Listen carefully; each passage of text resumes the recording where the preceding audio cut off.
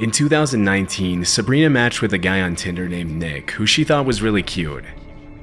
Because she'd had plenty of good experiences using dating apps in the past, her guard was a little down, and she rarely let her friends know what she was doing, who she was with, or where she was.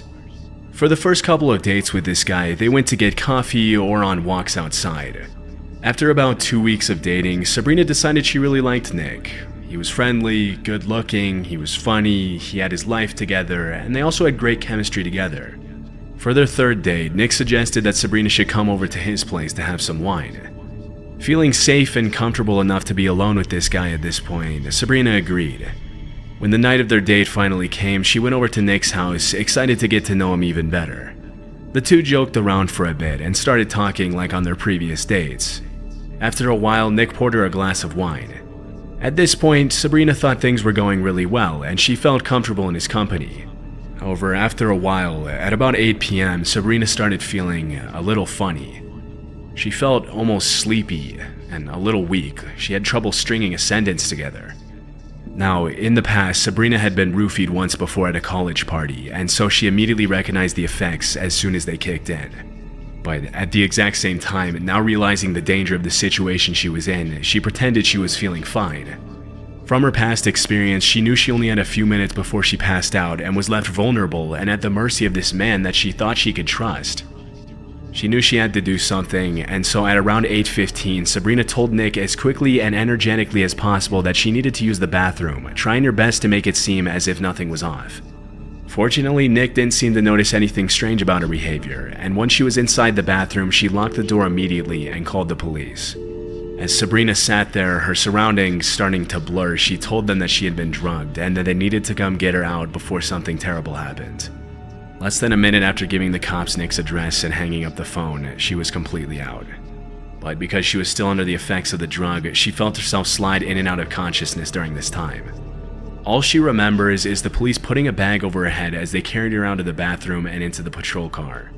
Following this entire incident, Sabrina was understandably traumatized, but at that point she wasn't even aware of how badly things could have ended for her had she not reacted as quickly as she did.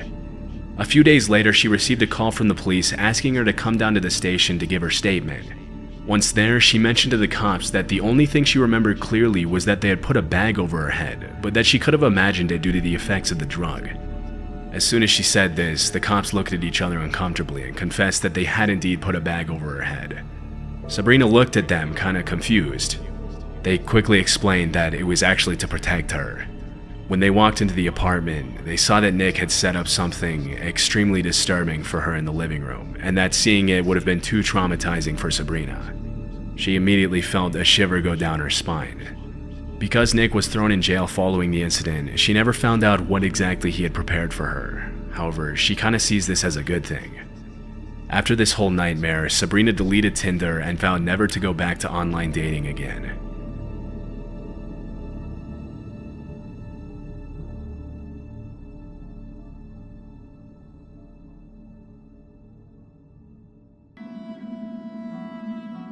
In 2015, Ryan Nolan was 20 years old and was enjoying all that Tinder had to offer. Aside from the occasional bad date where he got stood up or just didn't connect with the girl he met up with, he was pretty happy with the way things were going for him on the app overall. One weekend in the winter, he made plans to visit some friends at Indiana University in Bloomington. Just to hang out, go out, and have fun. The first night he was there, everything went according to plan, and Ryan had a blast partying with his buddies. At some point during the weekend, he figured he might as well get on Tinder to try and meet up with a cute girl in Bloomington and see where things went. Like usual for Ryan, it didn't take long for him to get a match, and after talking to this girl named Jane for a little less than a day, they started making plans to meet up that same evening. Jane was pretty attractive and fun to talk to, so he thought why not. After letting his friends know he was going to meet up with his Tinder date, he left the apartment and made the 5-minute drive to her place. As soon as he got to the building, he texted Jane in the app and asked her which door he was supposed to go in. He waited for her to respond as he sat in his car, but soon realized that was kinda stupid, and so he got out of his car and started walking around the complex to hopefully give her an idea of where he was and maybe he'd see her outside her door. After a while, as he was walking, Jane finally responded, and Ryan finally could walk to the right door. He stepped in front of it and texted her back to meet him at the door and let him in, assuming the door would be locked. Keep in mind, it was about 10 p.m. in the dead of winter. He looked back and forth from his phone screen to see if she responded, back to the door to see if she was answering it. That's when he noticed movement from the corner of his eye coming from one of the windows. He took a better look and saw what looked like 4 different people looking at him through the blinds.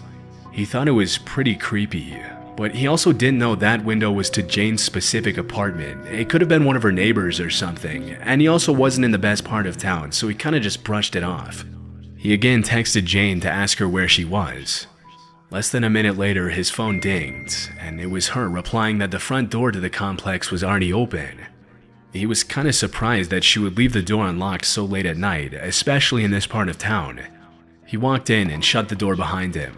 There was only one dim light, so he couldn't really see anything and was fidgeting around the wall looking for a light switch. Almost immediately, he heard a voice behind an apartment door whisper, "He's right outside the door." That's when he realized the window he saw outside was to Jane's apartment. It was just to a different room. He got a strong gut reaction telling him he was in danger, and he quickly sprinted out of the complex. Now running, he went to his car and hightailed it out of there as fast as he could. The whole way back, he couldn't stop thinking about what would have happened to him had he continued further, thinking some sort of Jane was actually in there. He was starting to realize that Jane probably didn't exist at all, and that thought alone sent shivers down his spine. When he got back to his friend's place, he explained everything to them about what had happened, but they ultimately didn't really take him that seriously and kind of assumed he was just overreacting about the whole thing.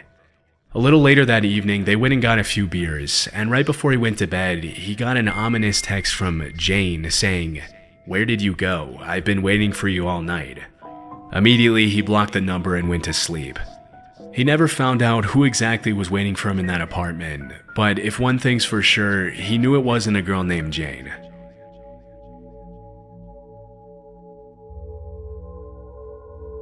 In 2021, Abe was dumped by his long-term girlfriend. The experience left him pretty bruised up, but after a while he decided to get back out there and start dating again. Abe was more on the shy side, and so he wasn't the best at asking girls out. He wasn't exactly sure why, but either way, it wasn't his strong suit. When Abe had met his ex 6 years earlier, Tinder and other dating apps were just becoming popular, so online dating was pretty unfamiliar to him. But now he was single, and so he was pretty excited to try it out for the first time. He had a few friends that had found success on dating apps, and so he was pretty optimistic. But after a few months of using Tinder, he realized online dating wasn't at all what he thought it would be. He only managed to meet up with one girl in a park, and after 20 minutes, she played the classic phone call move, claiming she had gotten called into work. As you can probably guess, he never heard back from her again. He was about to call it and just give up on dating apps completely when he got matched with a girl named Danny. She was a really pretty girl who he knew was way out of his league and had a sneaking suspicion that he was being catfished or played by one of his friends.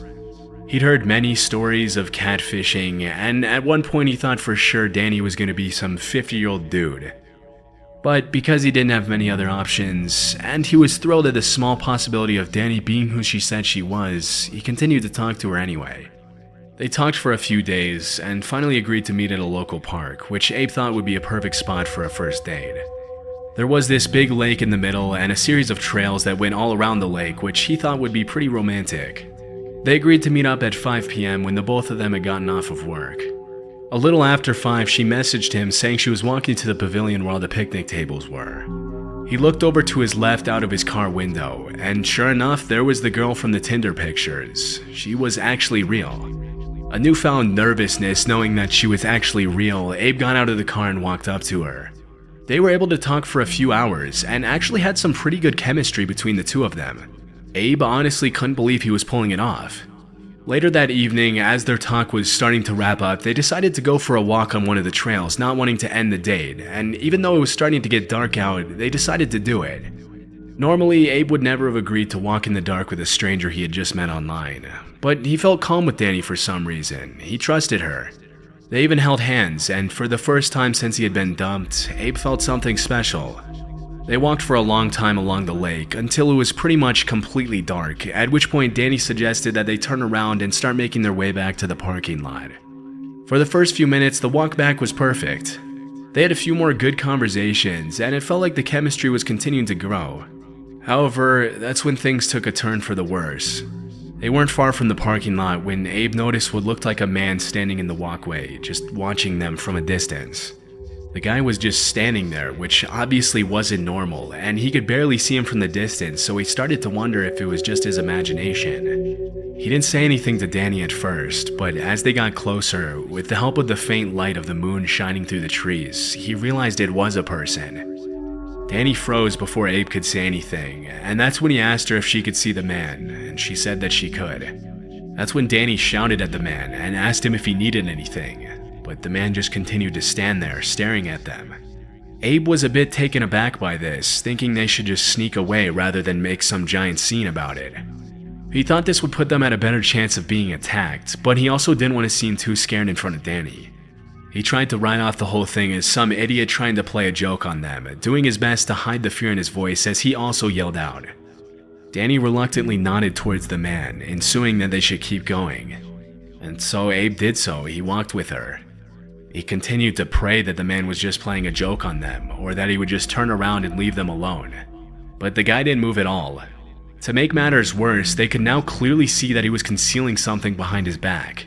When they were about 10 feet away from him, the man finally moved his hands from behind his back and pointed a hunting knife at them. In a low and rough voice, he commanded them to turn around and put their hands above their head. Abe sort of froze up, not realizing the reality of the situation he was in. He honestly had no clue what to do. He had never been robbed before, and at that moment he knew he was in very real danger. And that's when he suspected Danny of setting him up. He kind of looked over at her and wondered if she really could be behind this. However, that thought quickly left his head when Danny started to aggressively argue with the guy. Before Abe could even process what was happening, she started running at the armed man. Right before she reached him, she kind of threw her body at him and managed to knock him over. As soon as the man hit the ground face up, she shouted for Abe to run. Abe, kinda now even more taken aback by what he was seeing, just stood there but finally started to run. He didn't want to leave Danny alone, but he didn't really need much more convincing. A couple of seconds later, Danny managed to get up and caught up to Abe. They could both clearly hear the man running after them as they made their way off the trail and sort of down this shortcut towards the parking lot. As soon as they got there, they both threw themselves into Danny's car and drove off, not even checking if there was anyone behind them as they pulled out of the parking lot. As they picked up speed and were starting to actually drive off, Abe looked in his rearview mirror, and that's when he saw the man with the knife in his hand still standing there. He was standing alone in the parking lot, again just staring at them as they drove off. Another thing they did notice is that there were other cars in the parking lot at the time of leaving. There were 3 other ones. This made them think that the guy may have had other accomplices with him. When they were a safe distance away, they called the police and reported what had just happened. The cops arrived at the scene pretty quickly, but the man was long gone, and the only car left in the lot now was Abe's. After they gave their statements to the cops and they left the area, they decided to go on a late-night dinner and stayed up all night talking about what had just happened. It was almost like the shared sense of danger from the incident had brought them closer in some way, and despite his horror, Abe decided to just go with it. Fast forward to 2 years later, and Abe and Danny are now engaged. Whenever they're asked about how they met, they always have a laugh at people's reactions when they tell them that they met on Tinder and almost got killed on their first date.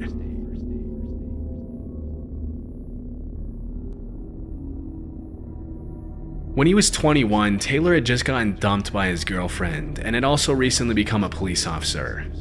As a 21-year-old new cop, he had this sort of I'm invincible and I can take on anyone mentality.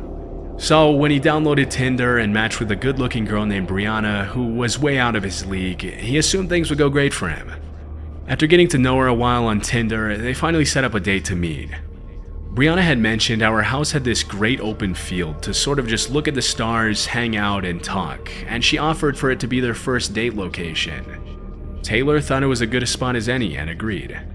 When the night came for them to meet, he was pretty excited to pick her up, and she seemed pretty excited as well as she got into his car. As she guided him to the field, Taylor knew it was going to be a great night. They had lucked out with the weather and there were a ton of stars out. And it was this huge, peaceful open space with some nice woods, there were deer, and there were even other wildlife visible in the distance. It was the textbook perfect spot for a first date. However, as soon as Taylor parked the car, he noticed some really dim headlights in the distance. It looked like a van, but he wasn't entirely sure.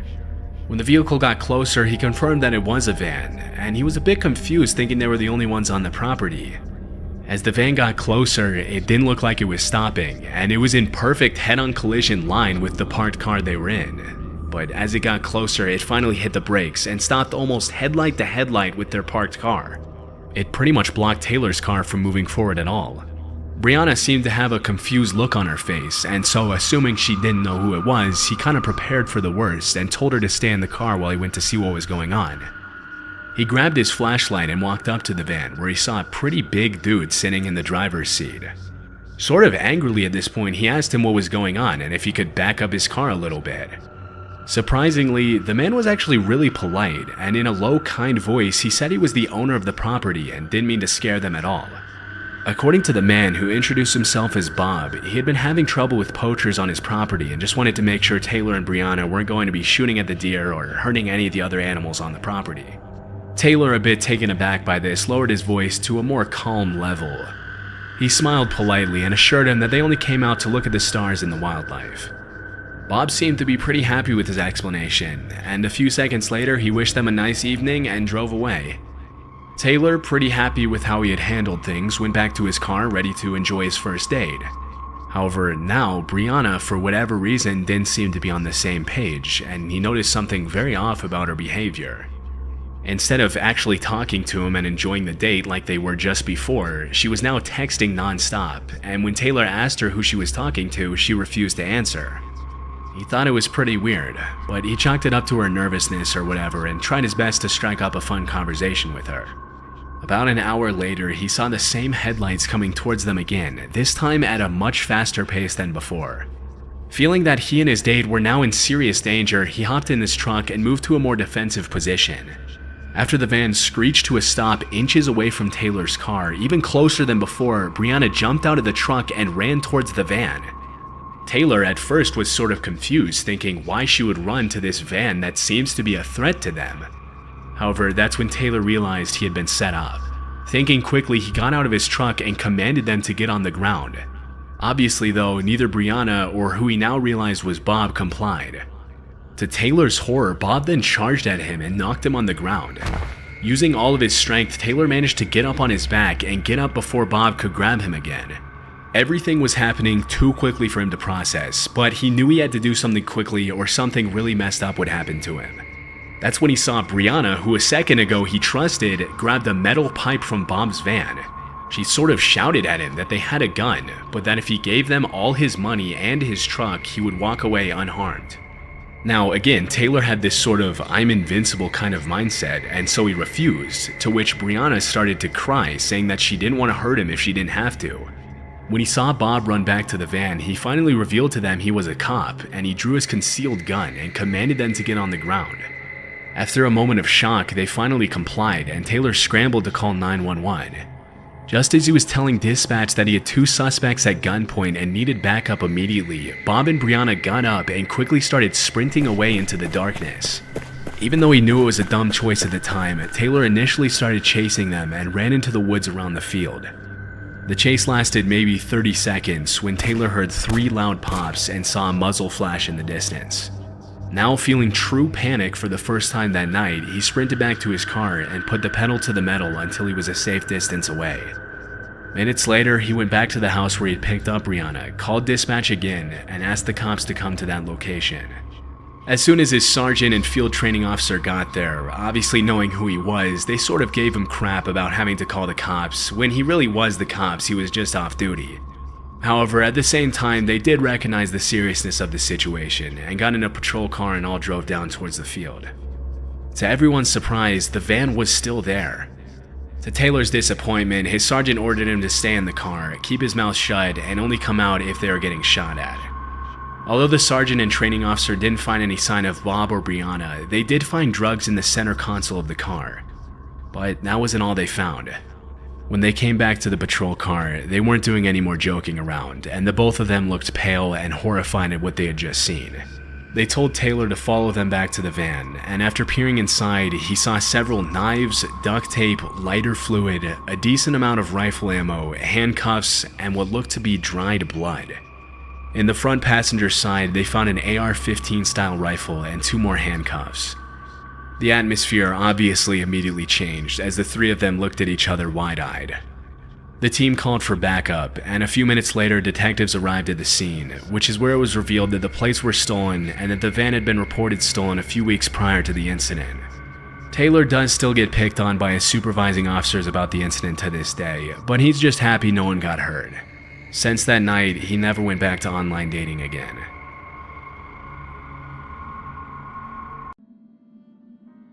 In 2017, Alex downloaded Tinder for the first time in his life.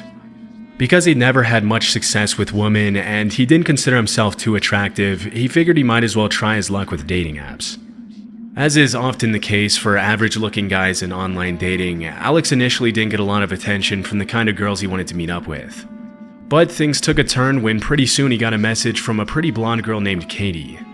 At first, Alex assumed she was either a bot or a catfisher, as she was by far the most attractive girl who had ever paid him any real attention on the app. Being that it was his first time on the app, he didn't know entirely how to act. I mean, on the one hand, if Katie was a real girl, he didn't want to screw things up with her by ghosting her. But on the other hand, he didn't want to entertain any bot or walk into any obvious trouble. After overthinking for several hours, Alex finally decided to just ignore the text, frustrated by his unexciting introduction to online dating. But unlike most bots who usually don't message people more than once after being ignored, Katie reached out to him once again just 3 days later. In the back of his mind, he was still a little bit suspicious, but he was strongly considering the possibility that Katie was a real person. And after taking a more in-depth look at her profile, he decided to give her a chance and texted her back, thinking what's the worst that could happen. Against all expectations, Alex and Katie hit it off immediately, like to the point where they were messaging each other pretty much every day. Having that nagging feeling in the back of his mind that she actually wasn't real the entire time, he finally asked her to prove she was real by having a video call. And she had no problem doing that. Fast forward a couple of weeks and they were having phone conversations and video calls all the time. It was pretty much clear that Katie was a real person. After talking with Alex on Tinder for about a month, Katie suggested that Alex should go and visit her. Even though he trusted her by this point, he was still hesitant to meet up with a girl he met up online, especially considering the fact that they were 8 hours apart. But Katie continued to insist, and after weighing all his options, Alex finally accepted, figuring he could take off a day or two to go see if they actually had any in-person chemistry. When the day came, he was nervous, but the last thing he wanted to do was cancel on her. So he started to drive to Katie's place. However, not long into it, he started to notice something was a little off. She messaged him almost compulsively to ask him where it was and how long until he was going to be there. Even though she must have known Alex was driving, whenever he took more than half an hour to respond, she would spam him with texts, insisting he check his phone more often. It threw him off a bit, of course, but Alex was nervous, and so he chalked it up to her being nervous as well. He kept driving, and as he got closer to the location Katie had given him, he realized it was going to be harder than he thought to find the house. The directions were pretty confusing, and he had to drive through a series of gravel roads surrounded by thick trees to get to the location. Every road kinda just looked the same. After driving around in probably multiple circles for what felt like hours, he finally made it to Katie's at about 2 p.m. He was immediately surprised by how old the house looked. There was a boarded up window on the second floor, and the building looked like it had seen better days for sure. Still, he caught a glimpse of the red buggy that Katie loved to talk about over text, and feeling slightly comforted, he parked right in front of the garage. He texted her that he was there, and Katie replied with a single smiley face. It was a bit weird, but he figured that was the go-ahead to get out of the car and finally knock on the door, so he did so. And that's when he noticed an older guy staring down at him from one of the second-floor windows. The drive there had already been pretty strange, but this was by far the creepiest thing that had happened to him ever since he left his house. Still, he did remember one time over the phone how Katie had talked about her dad and how he would sometimes visit her, and he assumed the man on the second floor must have been him. Again, going back to feeling nervous, he finally knocked on the front door where Katie appeared a few seconds later, inviting him in with a warm smile. Even though he FaceTimed her multiple times, so he pretty much already knew she was real, after all the things that had happened, he was pretty relieved to actually see her in person. She gave him a hug, and he breathed a bit of a sigh of relief.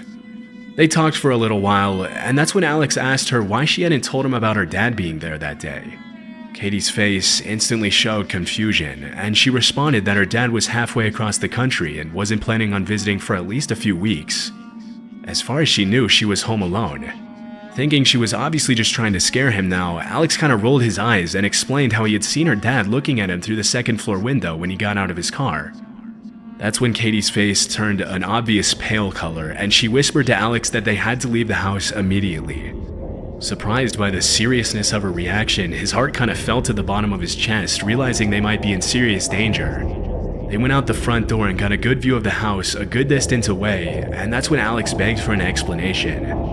According to Katie, she wasn't expecting any other visitors, and she didn't know who the old man was or how he had even gotten in. Alex called the police as Katie was sort of standing behind him, and that's when he heard her kind of gasp and point up at the second-floor window.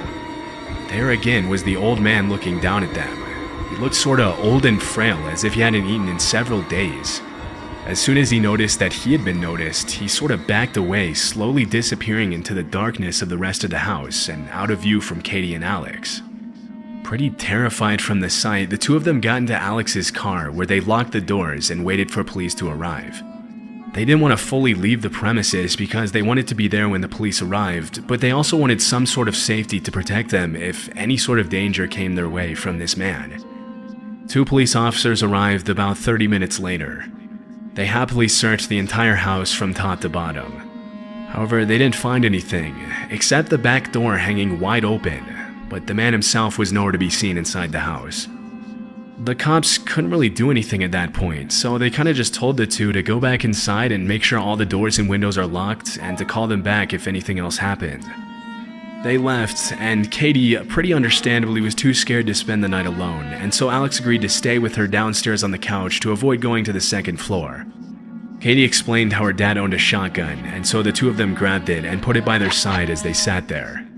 They sort of tried to fall asleep, and a couple hours later, Katie actually managed to do so. But Alex sort of felt an obligation to protect her, and so he remained awake watching TV with the shotgun now on his lap.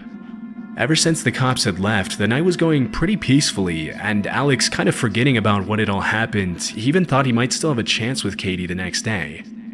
But at around 2 a.m., Alex started to hear the sound of a doorknob being turned in the upstairs kitchen. Horrified, he tightened his grip on the shotgun, determined to scare away whoever was trying to get into the house. He slowly walked up the stairs to the kitchen, where he turned on a light so his presence would be known. He pointed the shotgun at the door that was making the noise, and to his horror, on the other side of the glass door, he saw the same frail-looking old man from earlier that afternoon. For a guy who was blatantly breaking and entering, the man looked shocked to see Alex, but after a couple of seconds, he turned around and ran off into the woods once again. He immediately went downstairs to wake up Katie and told her what had happened, and called the cops for the second time that day. Again, they took about 30 minutes to arrive, and this time, instead of searching just the house, they also searched the surrounding woods. However, the old man again was nowhere to be found. All they could do this time was suggest to Katie and Alex to go sleep somewhere else for the night, as obviously this house was not safe. Realistically, Alex realized that they probably should have done this after the first time of seeing him, but he was kind of just going along with Katie. Obviously, he realized this wasn't the best first date, but he was just happy that the two of them were okay. The cops left, and so Alex and Katie sort of said their goodbyes, and Katie went to go spend the night at her friend's house. Alex hung around for a little while longer to call his brother and tell him about what had happened.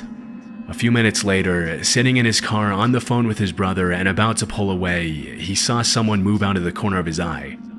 He noticed it was the same old man standing in front of the house watching him. He put the pedal to the floor and told his brother what was happening, sort of as it was happening.